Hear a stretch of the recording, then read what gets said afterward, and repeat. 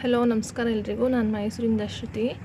ಇವತ್ತು ನಂದು ಲೋಟಸ್ ಗಾರ್ಡನಲ್ಲಿ ಒಂದು ಸ್ಮಾಲ್ ಅಪ್ಡೇಟ್ ಕೊಡ್ತೀನಿ. ಯಾವುದು ಅದ್ರ ಬಗ್ಗೆ ಏನು ನಿಮಗೆ ತಿಳಿಸ್ತಾ ಇದ್ದೀನಿ ಅಂದರೆ, ಈ ನವೆಂಬರ್ ಮಂತ್ ಮತ್ತು ಡಿಸೆಂಬರ್ ಮಂತಲ್ಲಿ ಈ ತಾವರೆ ಗಿಡಗಳಿಗೆ ಒಂದು ಮಿಲಿ ಬಕ್ ಅನ್ನೋದು ಒಂದು ಸಣ್ಣದು ಒಂದು ಹುಳು ಬರುತ್ತೆ. ಎಪಿಡ್ಸ್ ಥರ, ಎಪಿಡ್ಸ್ ಅಂತ ಹೇಳ್ತೀವಿ ಅದಕ್ಕೆ.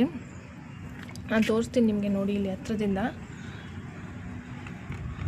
ಇದೆಲ್ಲ ಈ ಮಂತಲ್ಲಿ ಬರುತ್ತೆ, ನವೆಂಬರ್ ಮಂತಲ್ಲಿ.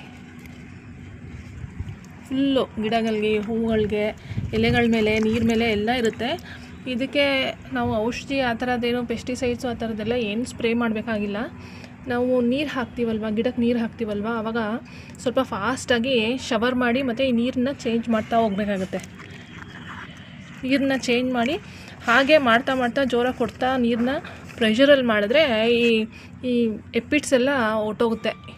ನೋಡಿ, ಈ ಥರ ಇದ್ದರೆ ಈ ಮಂತಲ್ಲಿ ಜಾಸ್ತಿ ಆಗುತ್ತೆ, ಡಿಸೆಂಬರಲ್ಲಿ ಇನ್ನೂ ಜಾಸ್ತಿ ಆಗುತ್ತೆ.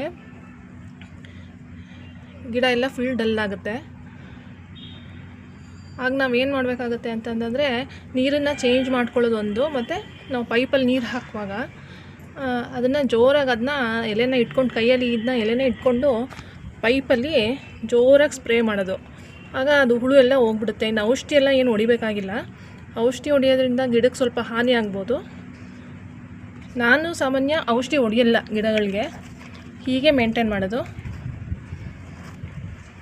ಇದು ನೋಡಿ, ಜಾಸ್ತಿ ಆಗಿದೆ ಹುಳುಗಳು. ಇದು ನೋಡ್ತಾ ಇರ್ಬೋದು ನೋಡಿ, ಇದು ಶಂಕು ಹುಳು ಅಂತ ಹೇಳ್ತೀವಿ ಇದಕ್ಕೆ. ನೋಡಿ ಇಲ್ಲಿ ಎಷ್ಟು ಸಣ್ಣ ಮರಿಗಳೆಲ್ಲ ಆಗಿದೆ. ಇದೆಲ್ಲ ಹಾಗೆ ಕ್ಲೀನ್ ಮಾಡ್ಕೋಬೇಕಾಗುತ್ತೆ ನಾವು, ಇಲ್ಲಾಂದರೆ ಈ ಗಿಡ ಏನಾಗುತ್ತೆ, ತುಂಬ ಡಲ್ಲಾಗಿ ಗ್ರೋತ್ನ ಕಮ್ಮಿ ಮಾಡಿಬಿಡುತ್ತೆ. ಅದರಲ್ಲೂ ಹೆಚ್ಚಾಗೋದು ಈ ತಾವರೆ ಗಿಡಗಳಿಗೆ ಕಾಡೋದು ಈ ಮಿಲಿ ಬಗ್ಸ್ ಮತ್ತು ಈ ಎಪಿಡ್ಸ್ ಎರಡು ಸಣ್ಣದಾಗಿರುತ್ತೆ.